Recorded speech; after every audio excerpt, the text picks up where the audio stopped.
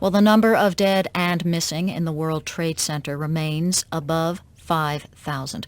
Fewer than 100 bodies have been pulled from the rubble. Even fewer survivors. Rescue workers are understandably finding the operation deeply traumatic.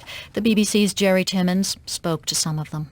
New York today is two different cities.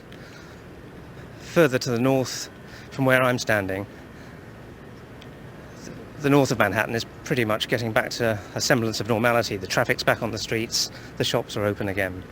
But as you come south and you get past the first of the police cordons, you see a very different side of New York. Ahead of me is another police cordon, and once you're past that, there's no traffic allowed other than vehicles trying to get down to the site of where the trade center was, and the firemen and the police and the workers who are working on site. Ahead of me, where the trade center used to be, there's just a tall plume of acrid smoke, and the closer you get, the worse the smell gets, because there's still fires burning there. It's kind of like a warlike scene. The most amazing thing I think I saw out there was the way that the vendors just left everything in place. It happened around 9:15 yesterday morning. There's still whole gallons of milk on the donut vendors' counters that they were getting ready to pour milk in someone's coffee, and there's fruit stands just covered with dust out there. There's flower stands looking like they're open, but they're covered with dust. Almost something like the old Planet of the Apes movies we used to watch as kids.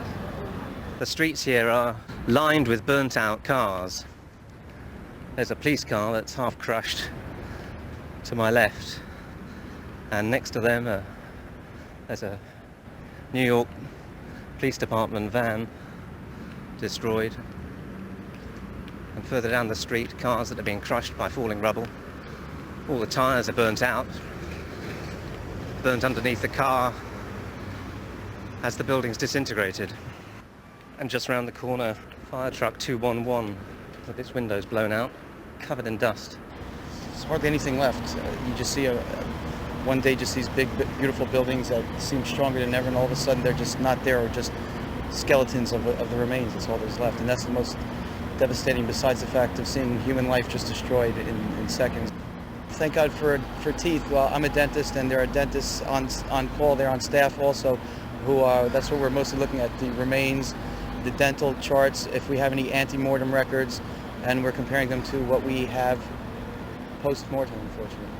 All I can say is that we're working around the clock to identify as many, God willing, survivors and unfortunate victims that have perished. The National Guard are forming a last ring of protection around where the Trade Center used to be, which is, you can see it clearly from here. Metal poles, metal rods just jutting out of the ground, just 2 blocks down the street is all that's left. It's astonishing to think that, it's unbelievable that something so huge and well known was there, and that's all that's left of it.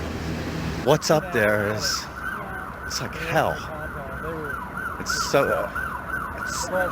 more tolerable during the daylight, but at nighttime, it was an experience I've never seen, and God, I hope I never see again. Sitting home watching TV, like anybody else, holding back tears, and my stomach is jittery. I just couldn't stand it any longer. I told my wife, I can't sit here. I gotta go. I don't know what will happen for the rest of my life, but I'll tell you what. I think it was one of maybe the best thing I'll ever do in my life. One of the thousands of New Yorkers helping to clear the rubble at the site of New York's disaster, speaking to the BBC's Jerry Timmins.